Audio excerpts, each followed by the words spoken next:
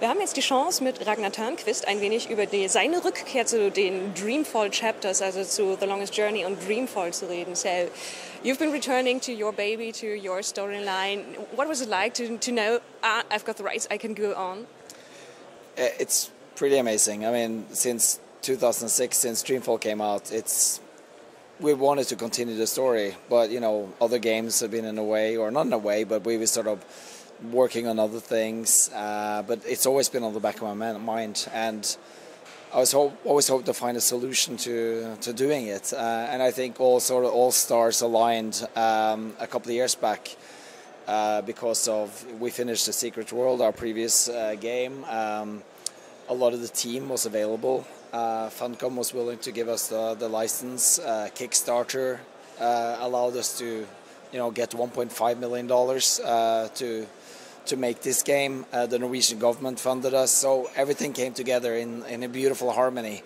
And that was a good feeling, to be sort of on our own and to have this amazing IP and to be able to continue and finish the storyline. It's been very satisfying. So has it always been, did you always know there should be a third part? Did you always know what it was going about? Oh yeah, I mean Dreamfall had a lot of cliffhangers, and we did that intentionally because we were going to continue the story. We thought it would be 2-3 years at most, but it was definitely going to come. And of course, when it didn't, a lot of people got impatient and upset and felt like, we left the story unfinished. But Dreamfall was half of the story, and Dreamfall Chapters is the second half and the final half of that. And yeah, that's always been part of the plan. The story has been there for a very long time now, 10 years, so yeah. We're going back to the two characters from Dreamfall that we know, and of course we're going back to the worlds that we know. But you've also hinted at a third character and some new stuff coming in. Anything you can tease for us? Yeah, I mean, you're right. The two main characters are Kian and Zoe, returning characters from Dreamfall. But we have said there's a third playable character. But I like mystery.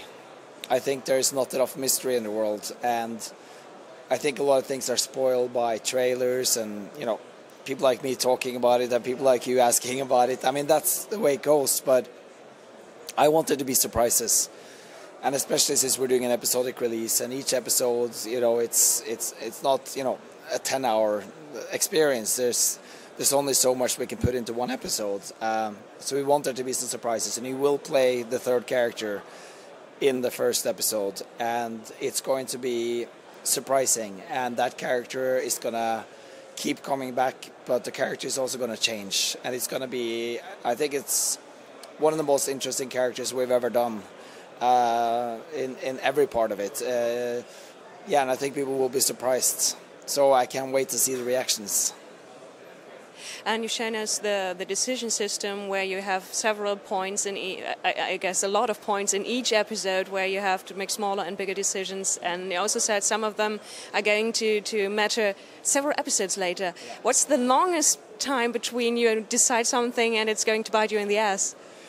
It's a choice made early on in book 1 that will only play out towards the end of book 5. So, we're talking a very, very long time. And the great part about that is, I think, being episodic leaves people space to talk between each episode, like on forums, on Twitter, to discuss it. And I think this is going to be one of the things that really is going to fire people up, the decisions they make and how the consequences are going to play out. So the sequence with Kian, one of our characters escaping jail, he has to make a life and death decision there.